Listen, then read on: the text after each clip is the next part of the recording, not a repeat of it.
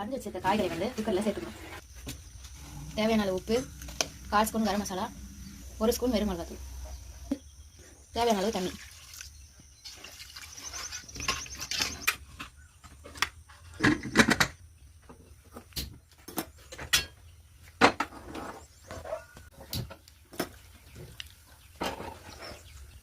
தேவையான அளவு எண்ணெய்.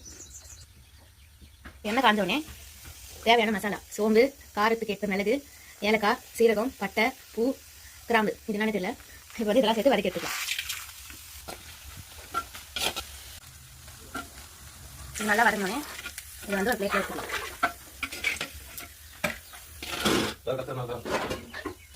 கொஞ்சம் இஞ்சி, 6 பச்சை மிளகாய். இது நல்லா வதங்கினோடனே இதே வந்து பிளேட்டில் கழிச்சிடலாம்.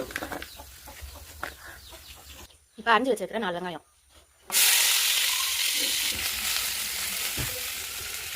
வெங்காயம் வந்து நல்லா வதங்கிச்சு. இது வந்து ட்ரான்ஸ்ஃபர் பண்ணிக்கலாம். அரிஞ்சு வச்சிருக்கிற 2 தக்காளி. இதே நல்லா வதக்கிக்கலாம். தக்காளி நல்லா வதங்கினோடனே இதே வந்து பிளேட்டில் ட்ரான்ஸ்ஃபர் பண்ணிக்கலாம். 6 மூடி தேங்காவை வதக்கி எடுத்துக்கலாம். தேங்காய் நல்லா வதங்கினோடனே இதையும் பிளேட்டில் ட்ரான்ஸ்ஃபர் பண்ணிக்கலாம். இதெல்லாம் வந்து சூடு ஆகிட்டோடனே மிக்ஸி ஜாரில் போட்டு அரைச்சிக்கலாம்.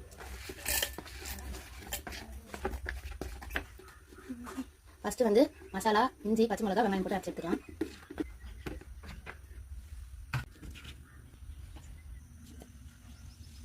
தேவைக்கேற்ப தண்ணி ஊற்றி அரைச்சிக்கோங்க. ஒரு விசில் வச்சு எடுத்த காய் நல்லா வெந்துருச்சு. இப்போ வந்து இதில் வந்து நம்ம அரைச்சி வச்சிருக்க பேஸ்ட்டை எல்லாத்தையும் சேர்த்துக்கலாம். இப்போ அதே மிக்ஸி ஜாரில் தக்காளியும் தேங்காயும் போட்டு அரைச்சிக்கலாம்.